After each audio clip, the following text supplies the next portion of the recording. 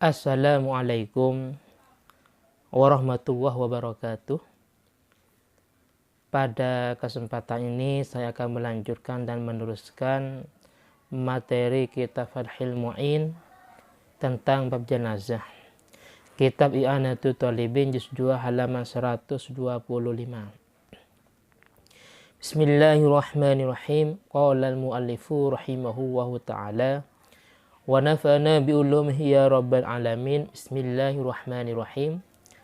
Wa rabi'uha, rukun sholat jenazah yang keempat, Fatihatun, yaitu membaca Fatihah. Lanjutan yang kemarin, rukun sholat jenazah itu ada 7. Yang pertama niat, yang kedua berdiri bagi orang yang mampu, dan yang ketiga takbir sebanyak 4 kali, dan yang keempat membaca Fatihah. Fabadaluha, kemudian penggantinya Fatihah kalau memang orang itu tidak hafal.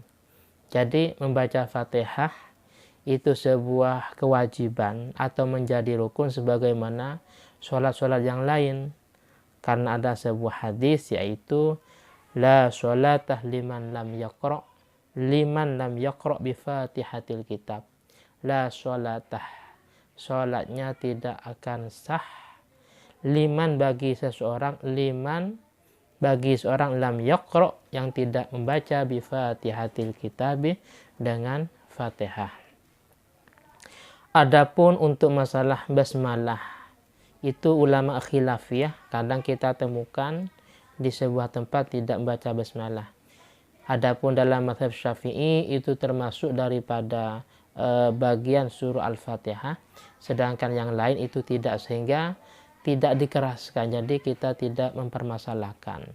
Itu khilafiyah, ulama beda pendapat. Jadi selama masih bisa maka wajib membaca Fatihah. Kalau memang tidak bisa, tapi ini orang-orang yang dulu, kalau sekarang kan muskil kalau dikatakan tidak bisa atau tidak hafal. Bagi orang yang tidak hafal membaca Fatihah, maka badaluha, membaca penggantinya, yaitu ayat yang lamanya seperti lama membaca Fatihah, atau tidak ada satupun ayat yang dia hafal, maka membaca sebuah zikir yang lamanya seperti membaca Fatihah. Kalau cuma hafalnya tasbih ya diulang-ulang. Terus fawukufun biqadriha, ayat tidak ada yang dia hafal, zikir pun dia tidak hafal, maka wukufun biqadriha, maka orang itu harus berdiri sebagaimana lamanya membaca Fatihah. Jadi ini prosesnya sama dengan sholat biasanya. Wal mu'tamaduh, menurut pendapat yang kuat, annaha, bahwasanya Fatihah itu tujzi'uh, mencukupi ba'dah ghairil ula, selain takbir yang pertama. Jadi kalau seandainya Fatihah itu berada di setelah takbir yang kedua, ketiga, maka menurut pendapat yang muktamad itu boleh-boleh saja.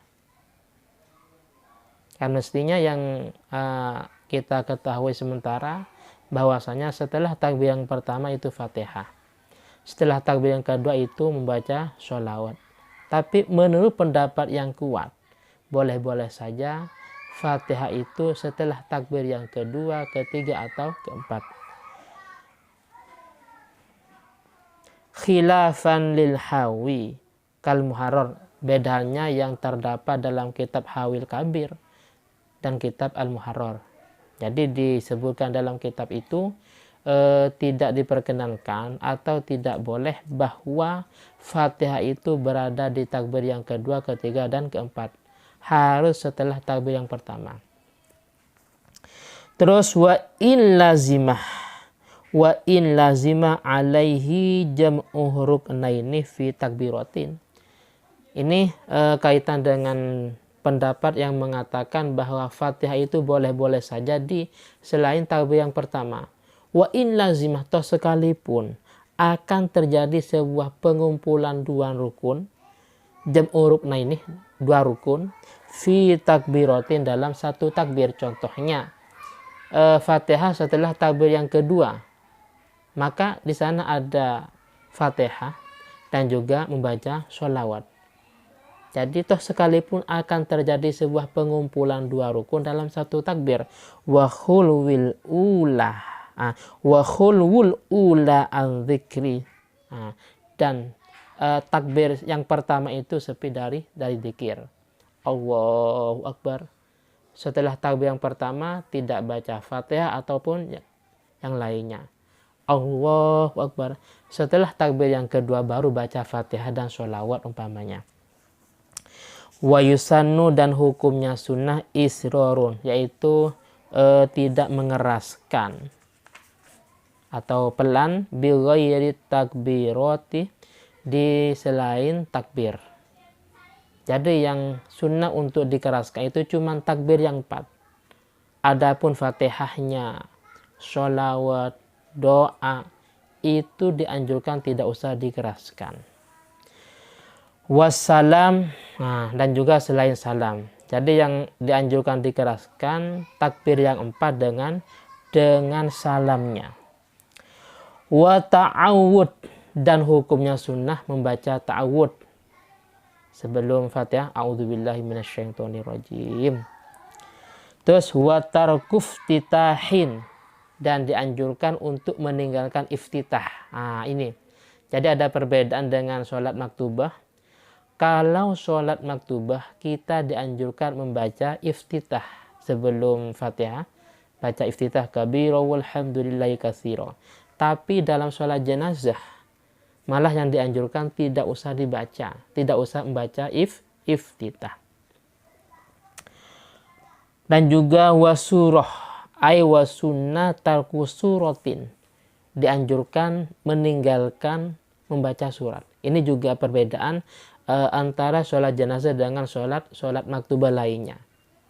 Kalau sholat maktubah kita dianjurkan membaca surat, sedangkan dalam sholat jenazah tidak dianjurkan membaca surat. Illa ala ghaibin au qabrin, kecuali dalam kondisi sholat ghaib atau sholat di atas kuburan. Di sini dijelaskan. Maka ai illa fi sholati ala mayyitin ghaib anil baladi au mayyitin fi qabrin. Kecuali mensolati sholat ghaib, yaitu mayit yang ada di luar daerah, atau mayit fi qabri, yang sudah dimakamkan. Kenapa?